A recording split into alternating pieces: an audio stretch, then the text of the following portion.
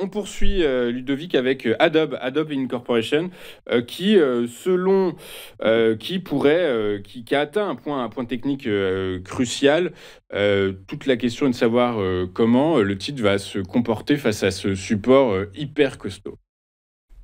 Alors, ouais, tout à fait. Alors là, j'ai pris cet actif, pourquoi? Parce que c'est un peu dans la même config que Diamondback.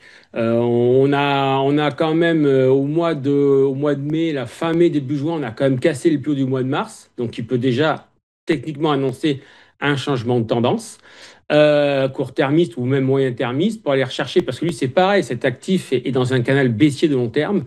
Pourquoi pas aller chercher ce haut de canal? Alors là, on est quand même assez loin. Mais j'identifie, puisque vous savez que quand un marché doit se retourner, d'abord, vous avez ce qu'on appelle des précurseurs. Donc, il faut des précurseurs acheteurs. Et puis après, vous avez les contrariens.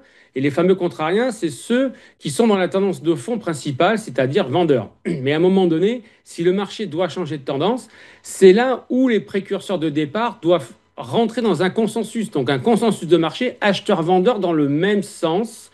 Et ce qui fait que, voilà, on devrait potentiellement, si c'est le cas, tenir. Ben, voilà, j'ai identifié cette zone qui est assez importante, les 358-366, qui est une zone d'achat pour aller chercher dans un premier temps les 392, ensuite les 414-419 et pourquoi pas ce fameux haut de canal baissier. Mais effectivement, il y a possiblement ce fameux support là qu'il faut quand même scruter à 358-366 qui peut être intéressant, oui.